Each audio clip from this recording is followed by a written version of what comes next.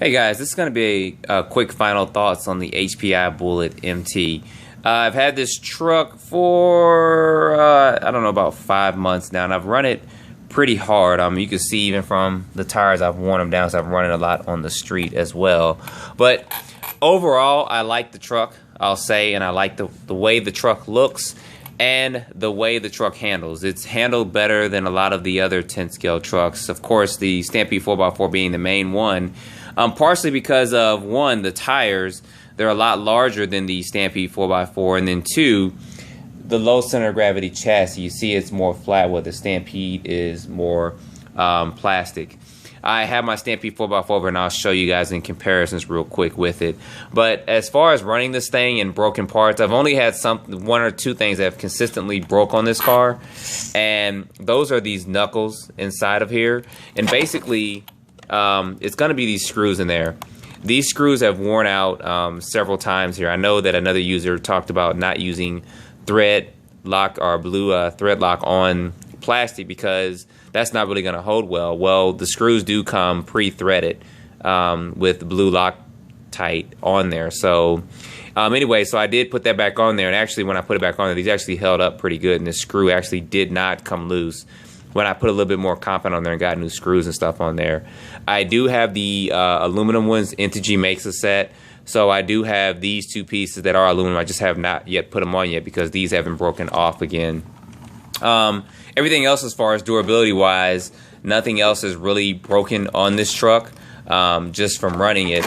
And the one thing I do like about this truck, other than, of course, the aluminum chassis that it comes with, it does come with, Phillips says it does not come with any hexes, but I didn't mind that too much, was the ability to do some adjusting and changing things as far as the spur gear goes. This is the actual center diff from HPI's rally car, and it is a 46 tooth mod 1, and it is steel gears, of course.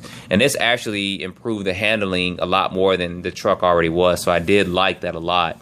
You do have to kind of vary the gearing somewhat because the tires and wheels are larger than that. And the smallest pinion gear you can fit in here that I was able to get is a 15 tooth. I could gear up, of course, to an 18 or 20, but I kind of like it how it was. This motor is a very mild 8 scale motor. It came out of a Redcat car. It's a 1500 kV, so of course if I put a 22 in here, it would increase the speed, of course.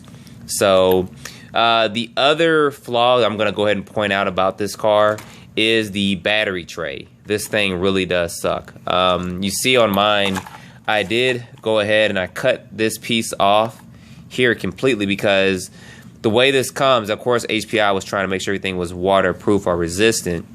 There's a cover that actually is a piece of this that hooks over to this whole entire thing, and your battery actually hooks down in there.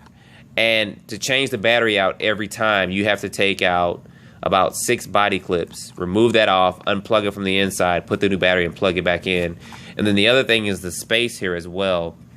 The biggest LiPo that I can get in here, I was able to fit some very thin 5000 milliamp 2S LiPos, but the biggest 3S LiPo I could fit up in here was a 4000 milliamp LiPo, and it was a 30 and 25C that I was running. So the best way probably to go about putting better LiPos in here is to probably just remove this tray entirely and probably look at how the HPI Rally's car is set up, because I do believe the chassis are somewhat the same. I think there are some slight differences in them, but that battery tray will probably fit in here, and it may stick out a little bit, or I may make my own modifications where I go ahead and just cut all this off so that I can fit bigger batteries in here so that I can get a longer runtime as well.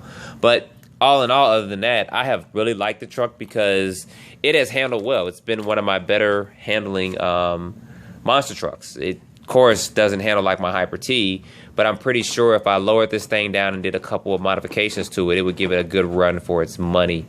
Now, as far as comparing it to some of the other cars that are out here, if I can get this body back on here, its biggest competition is going to be, of course, the Stampede 4x4. Huge differences between the two. Of course, the Stampede 4x4 does come with a plastic chassis, but there are way more hop-ups for this car than there would be for the HPI. Way more. But as far as handling wise, the Stampede, especially out the box, just doesn't compare.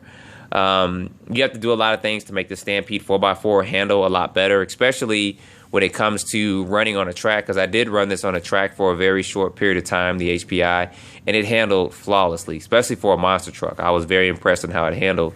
Whereas my Stampede, when I jump, it's usually rear end heavy, or if I try to balance it out, it would just end up, by the time I balance it out, I'm flipping it, trying to get it back on the ground. We all know that the tires on this do suck. A lot of people do like these. I know they like them because it's kind of a they don't handle well on the track, but they're kind of an all-purpose type of tire, where these are actually very well because it has a softer compound, designs a little bit better on the Bullet.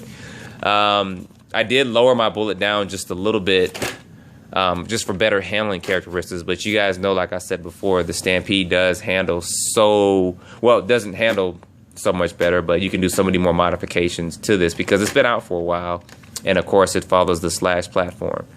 Wheelie bar and stuff, I didn't really need one for the Bullet. If you use a slipper clutch, you can just loosen it up somewhat, or if the center diff is in there, of course it does help out a lot more. But one other car I wanted to show to you guys in comparisons for this is the Redcat Volcano. The only reason why I'm actually bringing this car out and showing it to you is because the designs are somewhat the same, in meaning that both trucks are 10 scale, and both trucks, of course, use 8 shocks. Now, the Redcat does come with a plastic chassis, but you see that's pretty flat as far as compared to the Stampede, where it has pretty high center of gravity. And the Redcat, of course, is not going to be as strong or durable as the HPI.